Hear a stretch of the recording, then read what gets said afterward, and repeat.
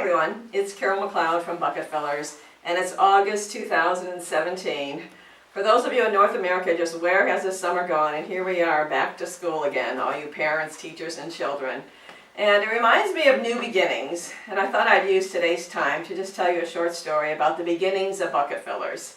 It actually was 12 years ago this month that my job was eliminated. It was in a series of layoffs and cutbacks in a corporation, and I was one of many people who lost their job. And it was the same month that Katrina hit, and I can still remember that it was a very traumatic time in my life, and then trying to figure out what would I do next. And a short time after that happened, I was talking to another teacher, and we were talking about bucket filling, and she said to me, "I wish somebody would write a book about bucket filling for children."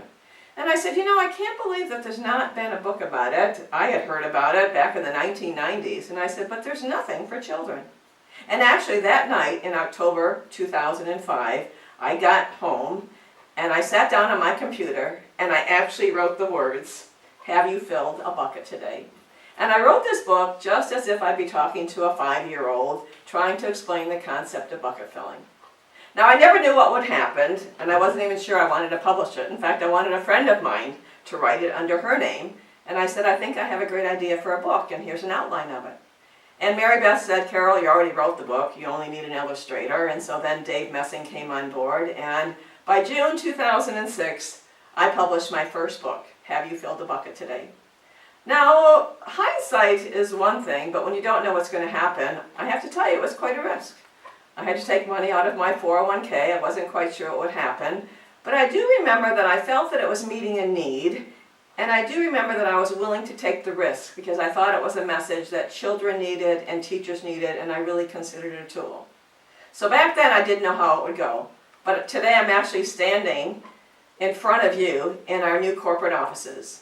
It's been 12 years and we've been working out of my home, but now we have offices for Karen and Sandy, who've been working with me for a number of years, and Matt and Mike, who handle our shipping, and we're in our own offices now. And I'm standing in our conference room, which is also our work room, and just showing you a couple of the books that are printed in other languages. We actually have our books in 9 languages today.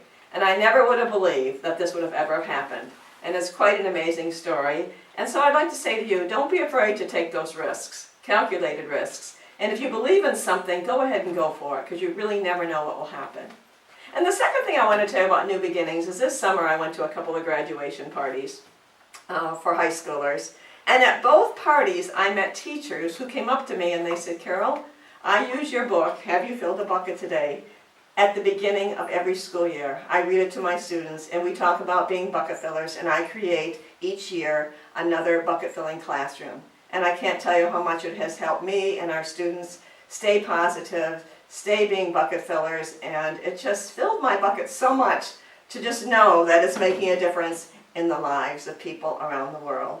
So thank you for being part of our bucket filling group and listening or reading our newsletters. I appreciate all you do for yourself, for your children, for families, and just keep it going forward. This is a wonderful message, and I hope it's made a difference in your life.